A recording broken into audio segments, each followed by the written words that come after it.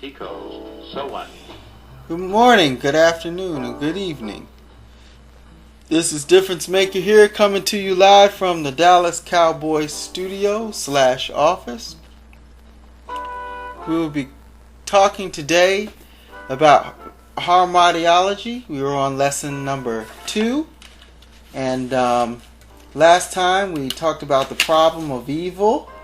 We gave some inadequate answers to the problem, and now we are coming to the problems with the problem of evil.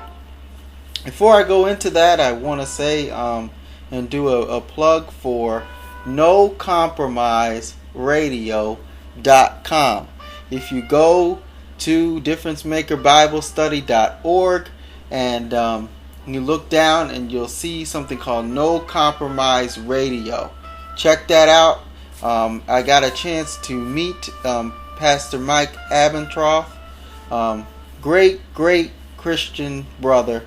It was nice meeting him.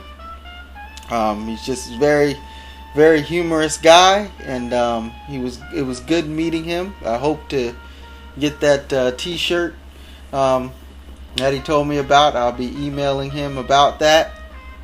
But it was great meeting him, and I want to put a plug in for his radio show, NoCompromiseRadio.com. Check that out. You'll get good Bible teaching there. Too, I think you want to check out his church website is Bethlehem Bible Church, bbcchurch.org.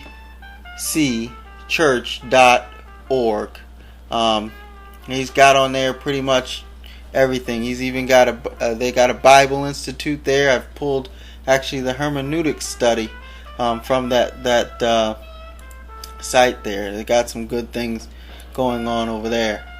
But anyway, the conference I went to today was dealing with apologetics, and that was really a good learning experience. I had to leave though and come home early and see how my wife was doing with the children.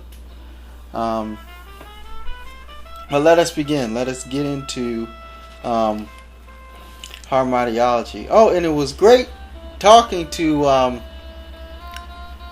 Brother Scott and Brother Steve, as well as it's good seeing you, Brother Mike Moody.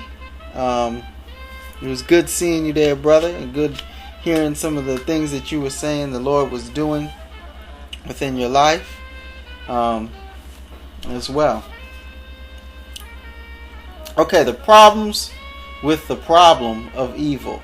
Well, there are at least 4 problems stated here that I'm going to discuss. Now, the first one is impatience. If God is an all good God and an all powerful God, what makes us doubt that in the future He will not do away with evil at the right time?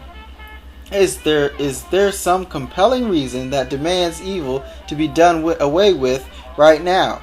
Couldn't God be waiting to allow His created universe to learn the important lessons before removing evil?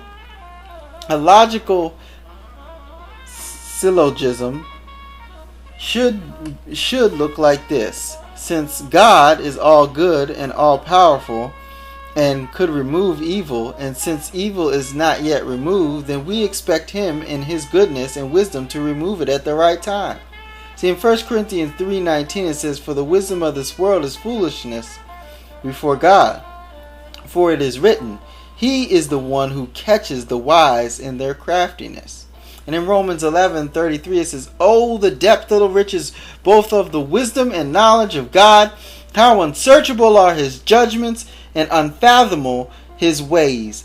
For who has known the mind of the Lord, or who has became His counselor?"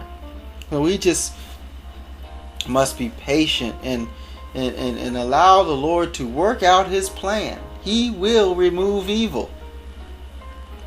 Problem number 2, human pride. The objection to evil comes from fallen man, not from holy angels. Angels see the higher purpose of sin. Man in his sin does not see that he is a fallen creature who does not deserve evil to be removed. The curse of God on the world in Genesis 3 was just and righteous. I will say that again. The curse of God on the world in Genesis 3 was just and righteous. When Cain was punished for his personal sin, he focused on the pain of it rather than acknowledge that he deserved it. Do we do that sometimes? Do we really see how depraved we are when we look at the scriptures and we read passages like Ephesians chapter 4 verse 17? Do we see our depravity in that? Do we see how we were once in darkness and now are in the light? God is just and righteous in putting a curse on this world and allowing evil to be in this world.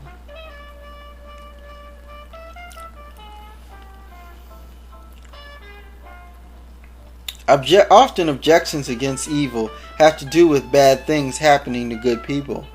However, is there really such a thing as an innocent human in this world when we are all sinners against God? We may mourn our painful predicament, but blaming God for it makes no sense, for God is holy. How can we, mere creatures, think that the universe is all about us?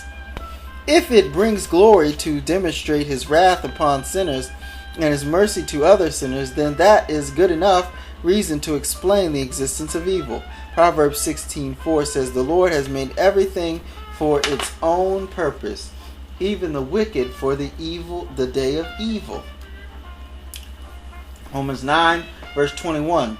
"Or does not the potter have the right over the clay to make the same lump one vessel for honorable use and the other for common use?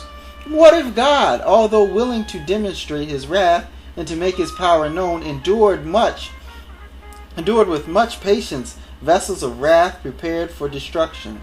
And he did so to make known the riches of his glory upon vessels of mercy, which he prepared beforehand for glory." Isn't that amazing? What's the third problem? Lack of knowledge. We don't know everything. How can man with his limited perspective sit in judgment of God? How can unbelievers erect a simple logical syllogism and think that it explains away God? Logic itself is dependent on the existence of God, or it is a mere human convention. Man does not know enough about the mysteries of the universe to have certainty against God's existence. That reminds me, and he actually quotes this in the notes here, in Job 40 verse 6. Listen to this. It says, "Then the Lord answered Job out of the storm and said, 'Now gird up your loins like a man. I will ask you, and you instruct me. Will you really annul my judgment? Will you condemn me that you may be justified?'"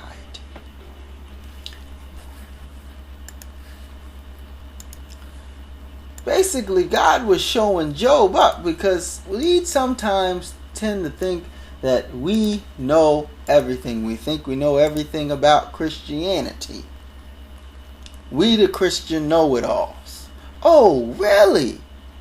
Do we not think that God in his holy word knows way more than we do? Oh, we'll say yes to that. But do we really think that? I think at times we come and think that we know more than the Lord.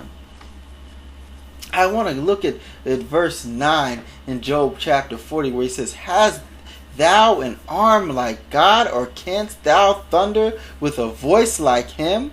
Deck thyself now with majesty and excellency, and array thyself with glory and beauty."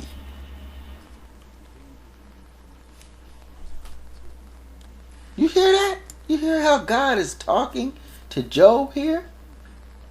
He even asked Job, where were you